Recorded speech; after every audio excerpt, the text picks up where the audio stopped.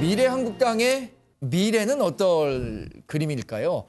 김상일 평론가님, 미래한국당이라는 정당을 지금 이제 비례자유한국당을 대신하는 정당으로 설립을 해서 거기에 이제 한국당의 비례 후보를 몰아넣겠다는 생각인데 야권에서는 뭐 어쩔 수 없는 선택이라고 하지만 정부나 민주당에서는 굉장히 강도 높게 비판하고 있죠. 비판을 받을 수밖에 없죠.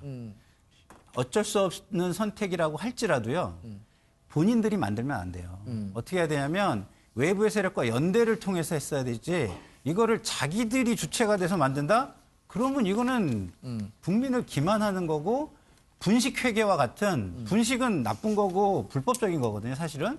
그러면 상당히 안 좋은 겁니다. 이거를 외부에 있는 세력과 이걸로 차라리 통합 방식을 해가지고서 연대를 했다면 오히려 통합이 더 수월했을 거라고 저는 개인적으로 보는데 자, 우리 당인데 우리가 밖에다 하나 만든다? 그게 무슨 위성정당입니까? 이건 산하정당 내지는 분식정당이죠. 네? 그런 측면에서 저는 비판받아 마땅하다고 생각하고요. 그럼에도 불구하고 골수 지지층이 있기 때문에 효과는 어느 정도 있을 겁니다.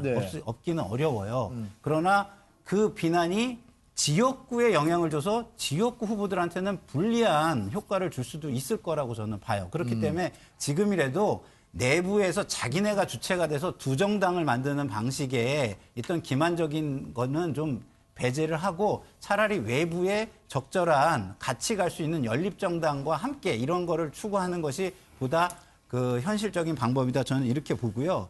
그리고 그 비례 한국당 이거는 이름 자체도 잘못됐어요. 왜냐하면 국회의원이 지역구 국회의원이 있고 비례 국회의원이 있거든요. 그럼 이게 진짜 한 정당이라는 걸 스스로 자인하는 거예요. 비례 두 카테고리 중에 하나를 여기다 놓겠다 이렇게 한 거기 때문에 그래서 그게 잘못됐고요. 근데 이걸 미래 한국당으로 한다?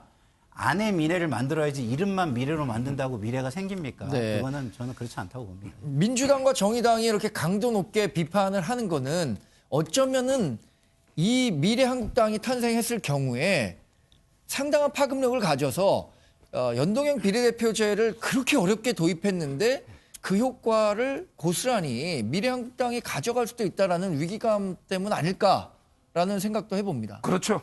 제가 이제 딱 한 문장으로 정리하면요.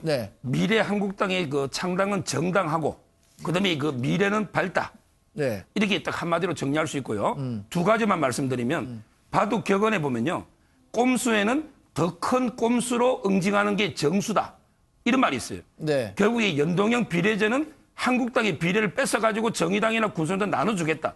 이런 게 제도지. 이게 꼼수예요. 연동형 비례제가 무슨 대의명분이 있고 올바른 제도입니까? 그럼 이게 먼저 1+4가 꼼수를 두니 그럼 이게 한국당에서는 더 큰 꼼수로 응징하는 게 정당방위면서 그게 바로 정수다. 이걸 말씀드리고 자, 두 번째 비례자유한국당에 대해서 선관위도 문제가 있어요. 선관위가 이게 혼동되는 걸 못 쓰는 거는 기존 정당을 보호하기 위한 거예요. 기존 정당 한국당이 괜찮다는데 무슨 이게 국민이 혼동할 우리가 뭐가 있습니까? 이걸 왜 선관위가 못 쓰게 합니까? 선관위는 이게 공정한 심판을 봐야지. 선관위가 이게 1+4하고 붙으면 12대 11로 선거하는 거예요. 따라서 저는 선관위 이게 결정도 잘못돼 있고 그렇다면 이게 남아있는 거는 우리 저는 전화위복이 됐다 봐요. 제가 보기에 비례자유한국당보다는 미래한국당이 좀 되게 좋아요. 그래서 저는 상당히 그 미래는 밝고 그러다 보니까 1+4가 강하게 반발하는 게 아닌가 이렇게 봅니다. 아주 긍정적으로 평가를 해주셨는데 그럼 미래한국당이라는 이름으로 이번에 신청을 해서 비례 후보를 내겠다라고 하는 조치에 대해서는 선관위에서는 이것도 안 돼라고 할 수도 있는 겁니까? 조 교수님? 저는 막아야 된다고 생각을 합니다. 왜냐하면 저 부끄러운 줄은 모르는 거죠. 근데 막아야 한다고 생각하는 것과 이게 그 법적인 논의와는 좀 다른 거죠. 아니 그건 판단의 문제예요. 선관위에서 예를 들면 과거와 확연히 달라야 된다고 얘기하는 거니까요. 예를 들면 비례한국당과 미래한국당과 뭔 차이가 있는지 저는 잘 모르겠고요. 생각을 해보시자고요. 과거에 무슨 일이 있었냐면 큰 재벌 기업들이 자기 자식들한테요 터널 뚫어가지고 일감 몰아줬어요. 그러면서 자기 예를 들면 상속을 갖다가 예를 들면 불법적으로 한 겁니다. 그래서 그게 상당히 문제가 됐었죠. 그냥 땅집기 혐치기 하는 거니까요. 근데 그게 이후에 법으로 다 막았어요. 그 이후에. 저는 뭐냐면 그런 거예요. 몇 석을 더 얻겠다는 건 알겠습니다. 근데 그렇게 비판했잖아요. 그 선거법에 대해서. 근데 그 선거법에 꼼수로 대응을 하는 게 맞다? 저는 예를 들면 정치가 그런 식으로 가게 되니까 계속 예를 들면 무당층들이 늘어나고 중도층이 늘어나게 되는 거예요. 저는 정치를 이렇게 폄훼하고 정치를 갖다 희화화시키는 방식을 통해서 소위 총선 내 국회라는 것이 만들어졌을 때 그 국회를 국민이 신뢰하겠습니까? 적어도 국민이 신뢰할 수 있는 국회를 만들겠다고 하는 것들이 각 정당들이 통합이든 혁신을 하는 이유 아니겠습니까? 근데 그런 것을 만들겠다고 하는 제 정당들이 지금 통합하면서 별도의 위성정당을 만들겠다? 이게 말이 됩니까? 네. 저는 이런 식의 예를 들면 국민이 상식적으로 납득하기 어려운 상황. 그러니까 그런 거죠. 더불어민주당이 싫으니까 거기가 꼼수를 썼으니까 무슨 꼼수를 써?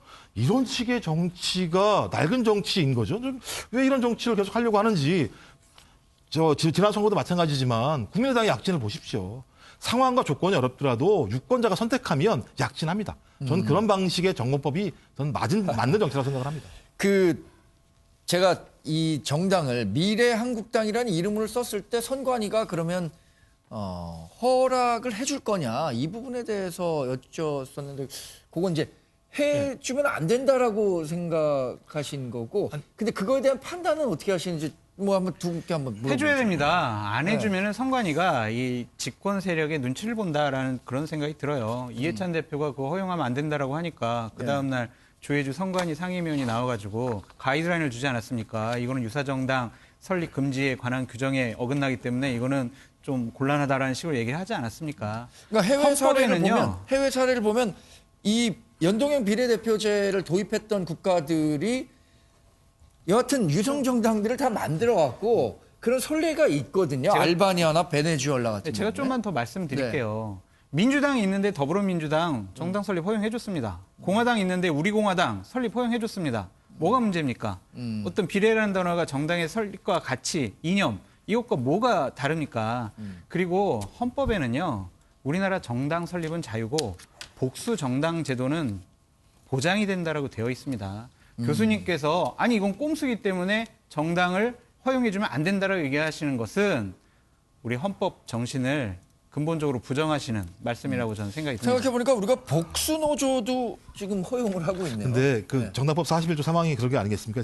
그러니까 이미 사용 중인 명칭과 뚜렷이 구별되어야 한다라고 얘기했는데 비례한국당은 거부했는데 미래한국당은 된다라고 한 노력은 저는 되냐 이거예요. 그리고 헌법을 말씀하시는 건데 저는 적어도 지금 제가 말씀드리는 거는 정당 정치의 본령을 말씀을 드리는 거예요. 네. 저 적어도 이런 식으로 이런 서류가 정치를 갖다가 각 정당들이 깎아내린다면 국민에게 불신받는 국회가 어떻게 헌법적 가치를 구현할 수 있겠습니까라고 하는 근본적인 질문을 드리는 거고요. 그리고 이렇게 만약에 유성정당 만들어서 의석을 얻게 된다면 그것이 정당 의석일 수 있겠습니까?